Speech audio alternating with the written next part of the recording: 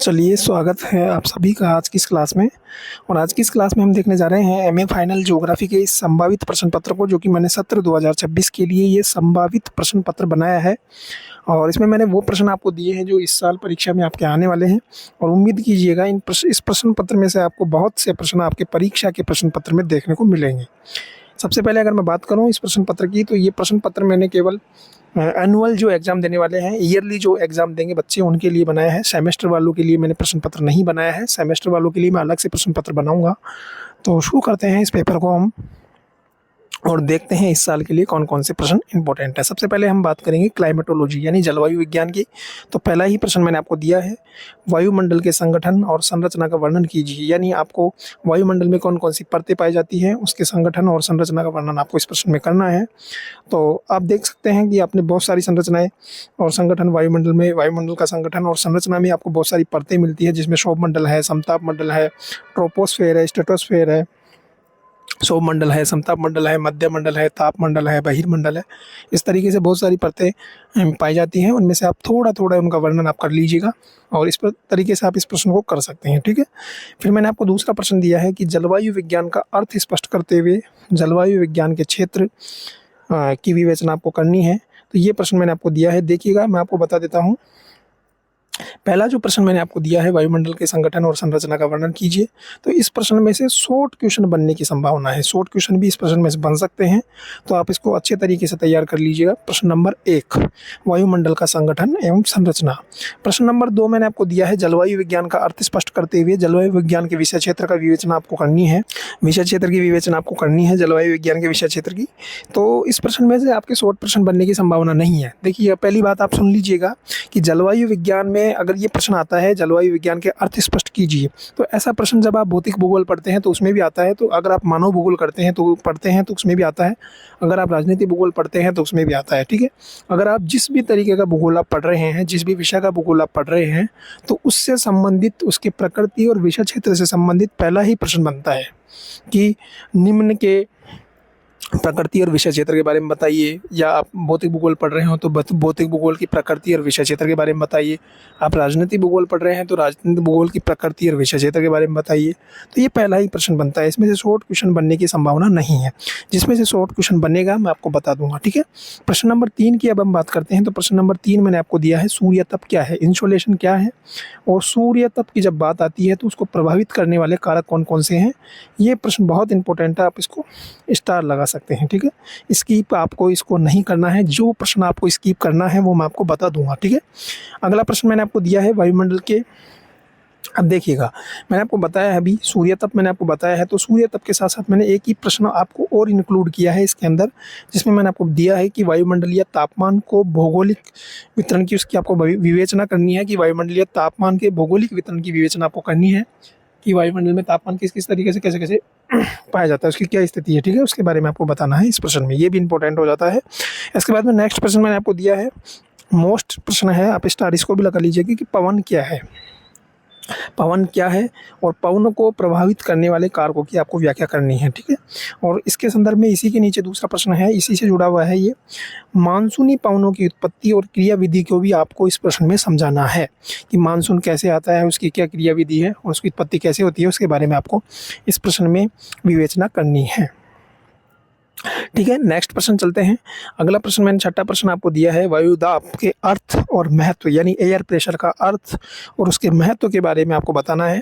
और पृथ्वी पर जो विभिन्न प्रकार की जो वायु पेटियाँ पाई जाती है, वायुदाब पेटियाँ जो पाई जाती है, RTC-जेट, ट्रेड विंड्स, ठीक है, इसके अलावा वेस्टर्लीज, पोलर विंड, इन सभी जो वायुदाब पेटियाँ हैं इनके बारे में आपको बताना है और इनका वर्णन आपको करना है। इस प्रश्न को आप स्किप भी करो तो कर सकते हो, क्योंकि ये प्रश्न आपको स्किप कर लेना है क्योंकि ये 2025 में आ चुका है। ठीक है।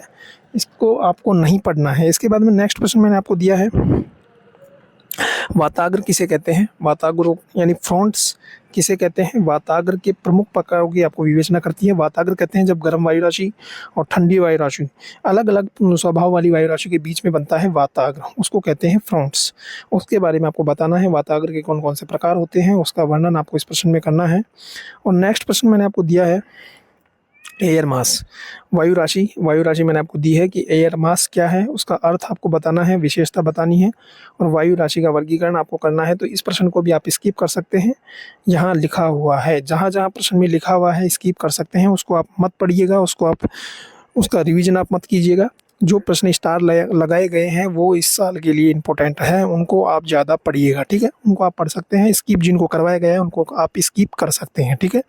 नेक्स्ट प्रश्न मैंने आपको दिया है प्रश्न नंबर 9, ह्यूमिडिटी यानी आर्द्रता क्या है, इसके महत्व प्रकारों की विवेचना आपको इस प्रश्न में करनी है और बताना है।